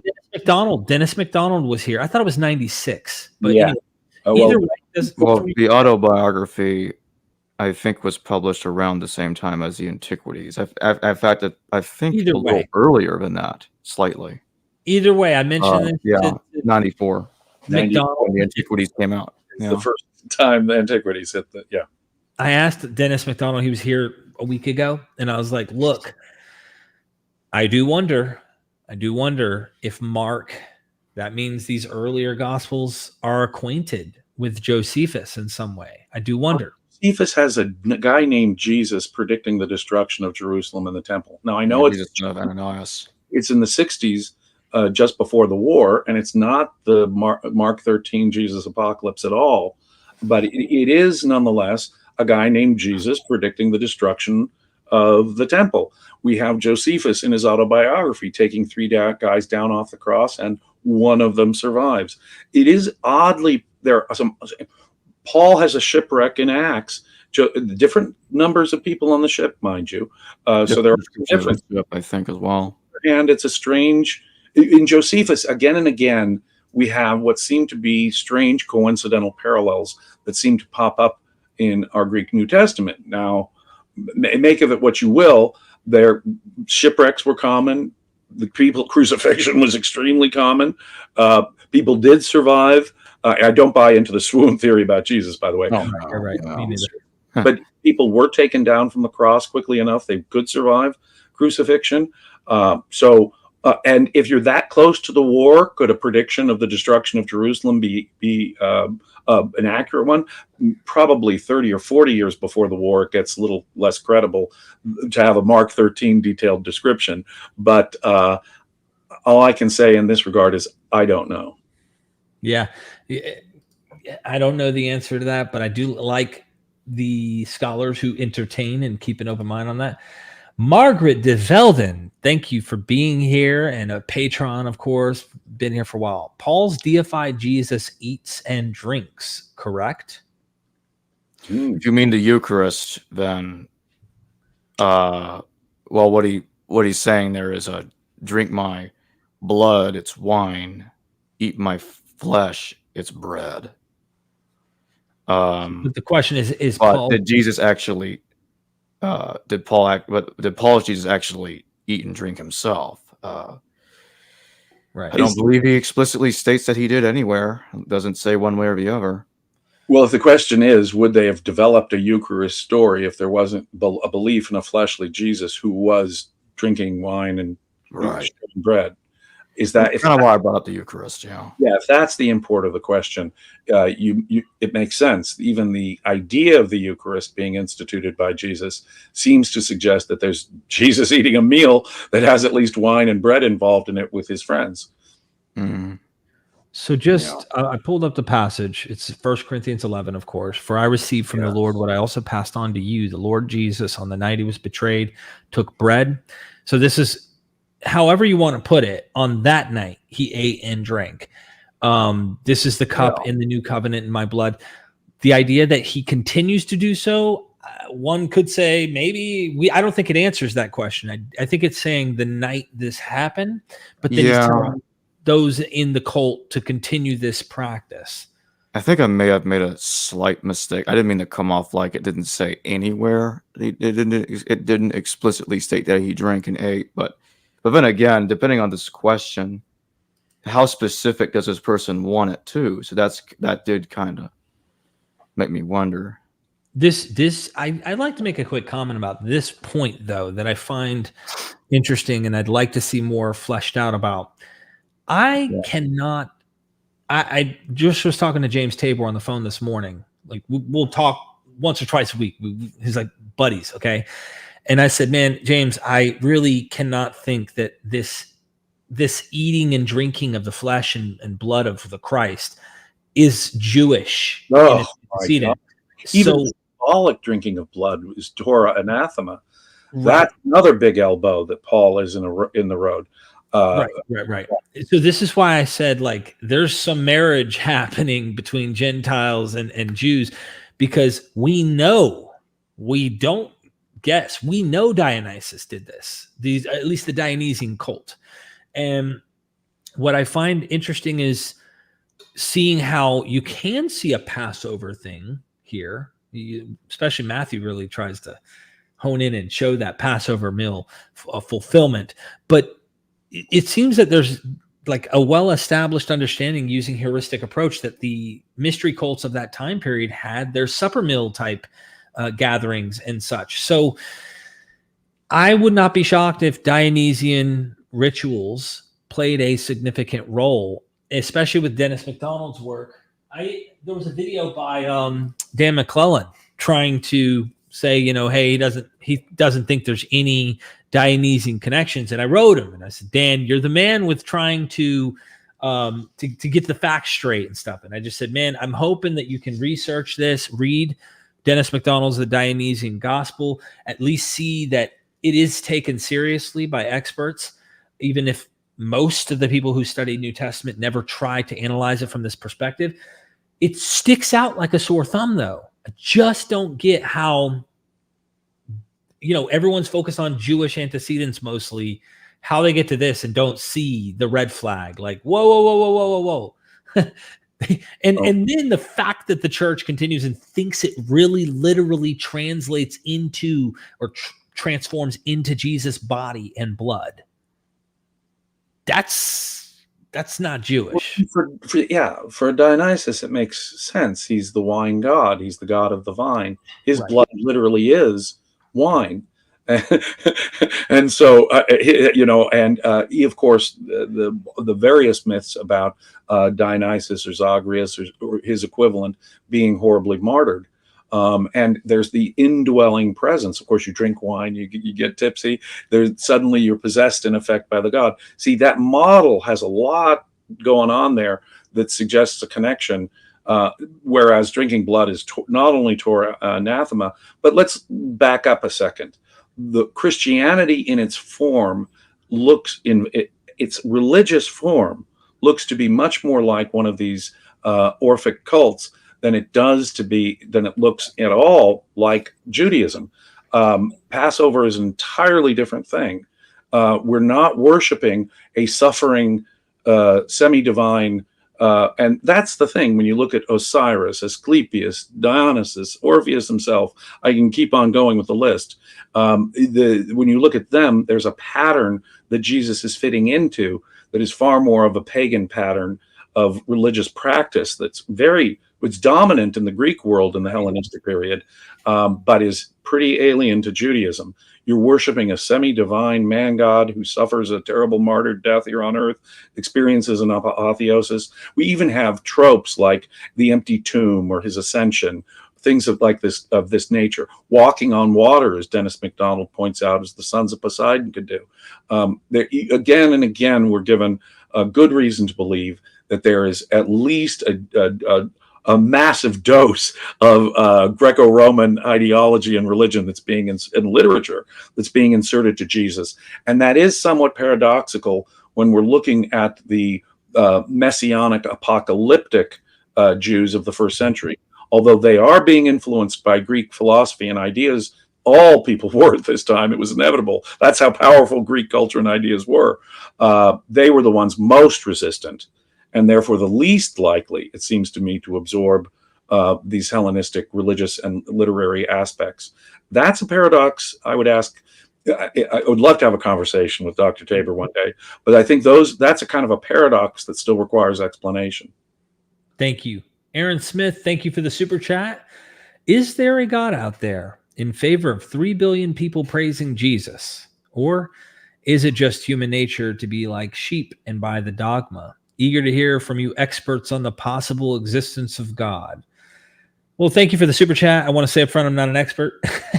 Just saying. But how do you guys... I don't think it's 3 billion people, by the way. I think it's 2 or something like that based on calculations. I could be mistaken. Well, and would the winner of the poll be the winner? I mean, you've got a bunch of Hindus, hundreds of millions of Hindus who are polytheists. So I wouldn't go by opinion. Truth will never be decided by opinion poll. You know, if you asked the ordinary European back when Galileo was alive, whether Galileo was right about the Earth going around the sun, for which the church sort of forced him to recant, the public opinion poll would have been against Galileo.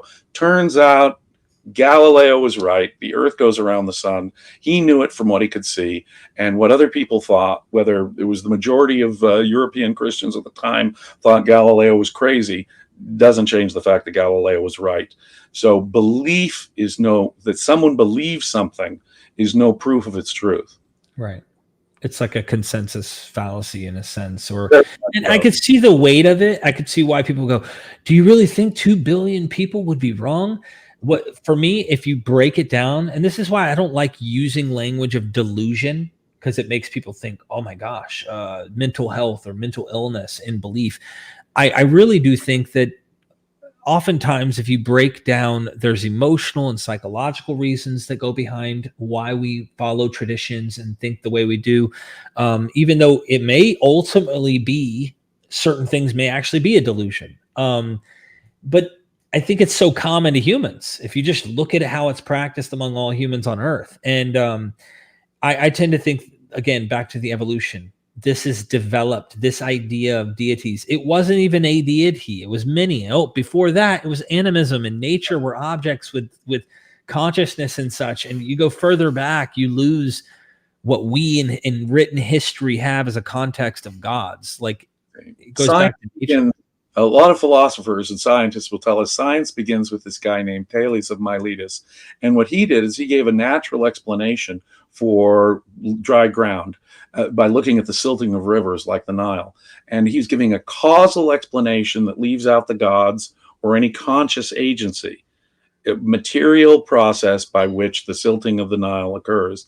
And science begins when humans discover that their mode of causation, I lift my hand because I will it to be, is not the only mode of causation. In other words, the sun doesn't leap up in the sky because some god has a motive, like I leap up out of bed in the morning when I have a motive. We had to learn to distinguish human consciousness from the rest of the universe and learn, in effect, how special animals and people are that they even have consciousness. That is not an obvious thing, and it was a human discovery in the course of things. Thank you so much, Aaron. Zachary Johnson, thank you for the super chat. Happy tithings. Sorry, this is close to 10% of everything I have. I kind of blew my money at the strip club last night. Zachary, thank you for the 10%. And, thanks for letting us know where you were last night. Hey, we get 10%. Now, do I need to dance on a pole to get more? I don't know. You can't get me to dance on any pole, Derek. I don't think your viewers would want to see that.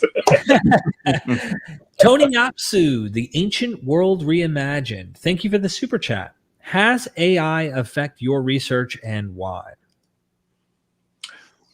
Me, no. Because I don't trust AI's ability to give me the kind of research that I need. Forgive me, I'm still going to open the books and the articles and look at the actual arguments and sources. Because I've seen enough errors in AI.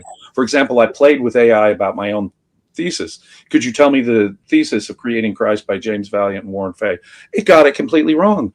It was claiming that we were reliant on sources that didn't even exist at the time, and errors of that kind. Until AI gets a little better, a little more omniscient, let's put it that way, I'm not going to rely on AI as a research tool until it becomes a complete and reliable encyclopedia of human knowledge, which I think is a long way off. Thank you so much, Tony. I got to say, I've been relying on AI, not necessarily to affect my research. My research is the same. I look into the books, I'm sources, I'm checking that out. What I have tried to do, and this is what I was explaining in my last live stream, was I've tried to find a way to streamline creating documentaries more efficiently. Because when I make these documentaries that are sometimes 3.5 hours long, it takes me 4 and 5 hours to read them, making mistakes along the way. And then I got to edit those down. And so when you can punch in your script into a bot and it makes a video or the audio sound like you, which I had an AI that sounded like me, and I was using it to try and make it read my scripts. The problem wasn't that it wasn't able to do it. It was making so many words mispronounced. I already mispronounce words myself, but at least they're very understandably like, oh, Derek made a mistake, didn't realize he needs to pronounce it this way. But it was like words that should not be like there shouldn't be a problem, and it couldn't get it. Like if it was saying another, like it would do weird little things and I'm like, damn, I wanted to make it quicker. So I decided to stop doing AI for my voice, which is going to make it harder for me to make these quicker. But that's the only thing other than images and stuff like that. Like I'd love to find like your thumbnails are really cool, right. and some of those are AI generated images. See, I'm not going to say that AI doesn't have a lot of valid uses right now. I'm sure it'll have a lot more in the future. I'm excited about the possibilities of AI. It's just that when I do my own historical research as a historian, I don't rely on AI. Yeah, I would. It's like asking Siri, can you tell me? In a way, I mean, it'll be better than that, but you never know who's putting in the input because there are various sources. You have to challenge and weigh out the arguments and stuff yourself. So I would recommend that. The last one I have on my end, and then feel free, we can touch on something that we didn't touch on, and then we'll wrap things up if that's cool with you guys. Is Q says, why hasn't there been a monograph demonstrating the likely historicity of the Lord Jesus Christ in 100 years? I think that's sus. I don't see why it would be sus. I mean, it doesn't change the nature of the evidence. I mean, James is still Jesus' brother. That's not going to go away. I mean, this doesn't disturb me in the slightest. What are your thoughts, James? I agree. I don't see how it makes it sus. You know, let's face it. Form criticism, textual criticism of ancient documents as a science only developed in the 19th century. It was mostly German scholars who created a science out of reading ancient documents critically and understanding them.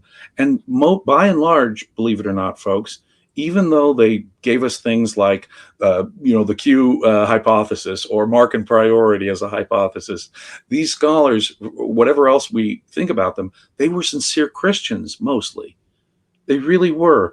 And so for them, the quest for the historical Jesus was a sincere one, a very sincere one. To get at the truth, capital T, they needed to know what we can and can't rely upon in the New Testament.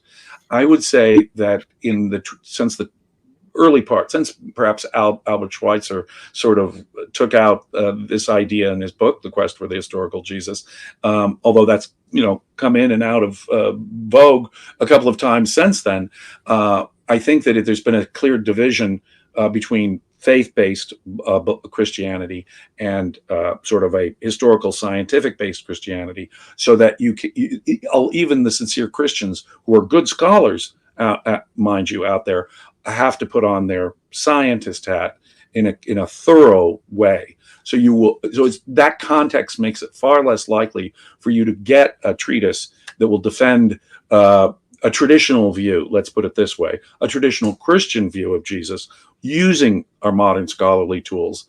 Most scholars realize you can't do that. I just thought that was interesting. The tapping on to Jacob there. Jacob, you got a super chat. Fire Sabers in the house with a 20 bomb. Wow. James and Jacob, recently you did a video on recent research to the James Ossuary, and it was brought up that the microbiology in the inscription traces back to the 1st century. Do you know where I can find this study? No, well, that's a misstatement of fact. No, the microbiology within the striations is older than the discovery of the tomb. So which means it's not a recent forgery. I cannot tell you that the microbiology goes all the way back to the 1st century. No. It is an interesting inscription.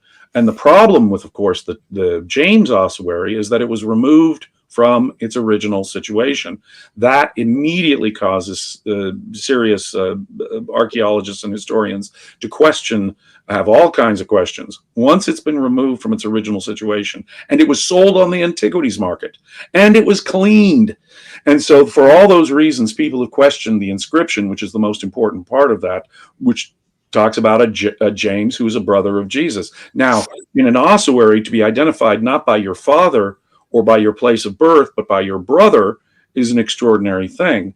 And there's only one James I know of from the first century who in Josephus and in Galatians is identified by means of being the brother of Jesus. And that's our James and our Jesus. So if that were to turn out to be true, I think that would take us out of the odd stuff about the names and all that is the normal Talpiot-Tomb argument. If it can be proved that it is not a recent forgery, James, the brother of Jesus, then we've actually got physical archaeological evidence for a historical James and a historical Jesus. Thank you so much. That's a lot. And then David Aaron Hill with an absolute compliment. I'm very surprised that AI screwed up pronunciation worse than Derek. Nice. Real nice comment there. Compliment, David. I love you for that. I love everybody for everything. Seriously, as being good people.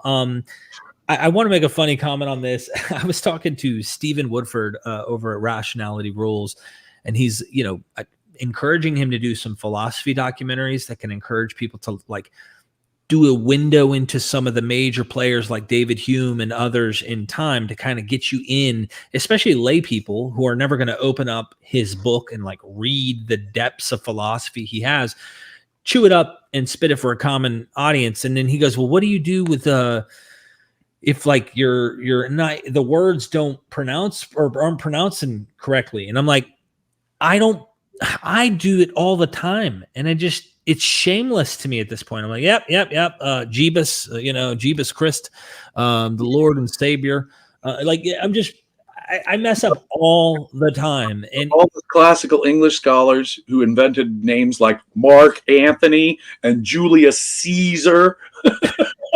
Come on, Julius Caesar. Come on. I messed up. I should have. And it's Mark Antonius, right? So no, play with me. Pronunciation. Let's not get all religious about people's pronunciation. You know what? The biggest one though is when you bring up the name of Yahweh, Yahuwah, and then it's actually Yehovah, and there's these long YHW words and stuff that are just no, it's this and it must be, and they're you can tell they're zealous, they are not letting up on this name. It's the belief in the magic of words, right? Right. That's why you can't articulate the name of Yahweh out loud without it being blasphemy. You see, abracadabra has an intrinsic, just the word. God created the world. Let there be, God said, and it was. So the magic, it's not magic. Words do not have magical intrinsical power. So let's be kind with each other's mispronunciations. David, thank you so much for that compliment. I appreciate you recognizing my superb perfection here in life. Now, anything you guys, we've built the cake, we've given layers as to why you think Paul and Jesus most likely existed, and we're coming to a close here. And I thought maybe you had a few cherries you wanted to add on top before we go. No, I think I've said my piece. Yeah, I think I've said my piece too. Okay, then how can people help you guys? In what ways can we help you grow? Subscribe? Yeah, subscribe. Okay. Go find History Valley and subscribe to it. Fine. Yeah. Hit like, share, subscribe. If you like the material being done on History Valley, my dear friend and colleague Jacob and I work very hard. Jacob works 10 times harder than I do, but the material being produced over at History Valley is great. I got to say, you two guys, Derek and Jacob, you are my favorite podcasters in this entire area. You do serious interviews with the top scholars in this area, and anyone who's a serious student of the history of religion, especially the history of Christianity, needs to know both about Myth Vision and History Valley, because when it comes to the internet, You guys are the best authoritative sources for the top scholars, and you give them serious attention. You give them the ability to explain their theories. And if you guys really want to know what the cutting edge of biblical scholarship is, the two best places on the web to find it are Myth Vision Podcast and History Valley Podcast. Thank you, James. I'll write a check to you here as soon as you're done. Believe me, I Thank you, James. I want to make one request with the 473 people watching both on Facebook and YouTube on Myth Vision side. If I can get you for 1 second to pay attention to the chat. Of course, I pinned a comment, and the pinned comment to my side of the chat on YouTube is literally Jacob Berman's YouTube channel. I'm putting it here in the bottom. I want to play a game. Here's the game. Every one of you are witnesses. I see 18.4K right here, subscribers, as you do. I think I have not refreshed this since before the stream. I'd like to see how many people out of the 479 we can get to actually subscribe right now to the YouTube channel, History Valley, and then I'll refresh it, and then I want to see. I want to get your guess. Don't cheat. James and Jacob, don't cheat. How many subscribers do you think we're going to grow from 18.4? What do you think we're going to see? 18.5, 18.6, 18.7? What do you think you might see? 18.5. I'm going to be conservative. Okay. Um, Jacob, don't cheat. I see cheating in your eyes. I think I'll go with James's guess. So conservative, you're saying only at most technically 10 subscribers, because what can we realistically expect with 400 watchers or so right now? I would imagine that half of them or a quarter or a third of them will go out and subscribe immediately. But please do, if you guys aren't already, because there could be a bunch of people who are already subscribers to both your channels. I just don't know the numbers there either. But please make me a liar. Turn my guess into a dumb one. That's the goal. I want to shock you. Yeah. So my thing is the 0.4 into the hundreds. That is the hundreds, right? So this is 18,400 something subscribers. Yeah. Let's get it to 500. Yeah. Okay, so we're sitting around. We've got almost 500 people here, right? I'm hoping that when I refresh it, that it's 18.6. Prove me right and let them be wrong. Let all men be liars here. Okay. I will apologize for being a coward. I will apologize for underestimating this audience. Please, surprise me. Subscribe, please. Subscribe right now. Okay, I'm literally giving people the time to do it right now as we speak. That's the goal of this. And of course, the stream was to hang out, listen to you guys. You guys are interviewing scholars. You're thinking through these things all the time as well. And it's been a while since we've had our reunion, so to speak. But also to promote you, Jacob, for the hard work you're doing. So, are we about to see?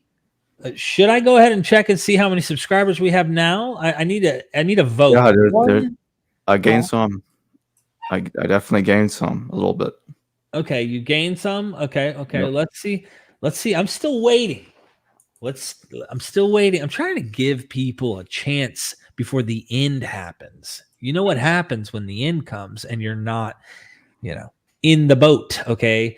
The waters come and the good God Yahweh floods the shit out of you. You don't want that. Okay. You don't. Okay. Let's not be funny. Should we go ahead and refresh? Sure. Okay, here we go. Let's give the Myth Vision bump. It says 18.4. What do you see on your side? Yeah, it jumped from like 18,460. I think it was 463 now to 18,477. So how many? I think it's like I imagine there's a lot of overlap between our channels too, but yeah. See, right. that's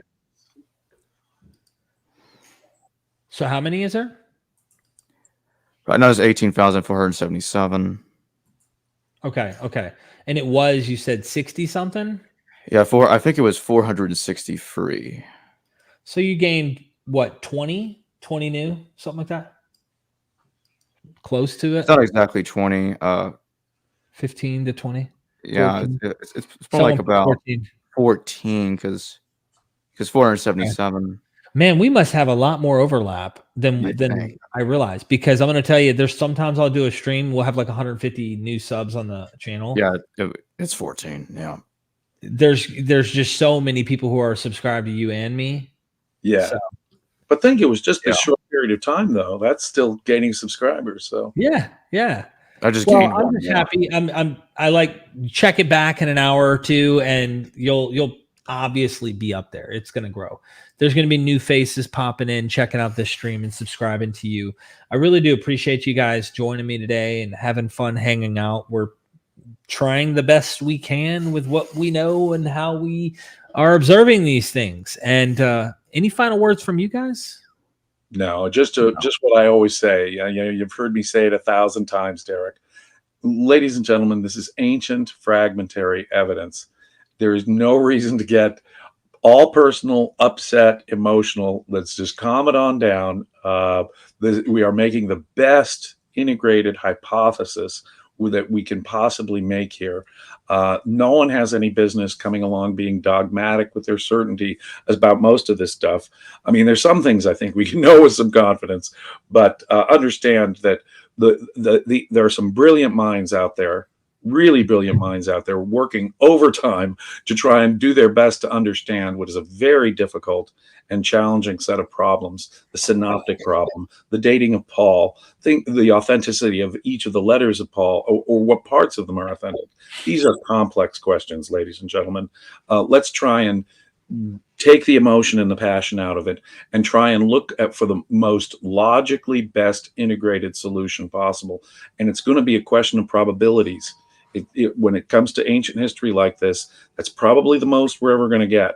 So I just want to remind people that this is a difficult, complex subject, ancient evidence, fragmentary evidence, and scholars are doing the best they can. So take down the emotion several notches, folks. This is a complex matter, and it's going to take a while for us to figure stuff out. Jacob? I agree with what James said. I don't think I have much to add to that. Well, thank you guys, and I hope everybody has a wonderful day. Of course, this is a very interesting material. People love these topics, and we will keep bringing the fire. So never forget, we are Myth Vision.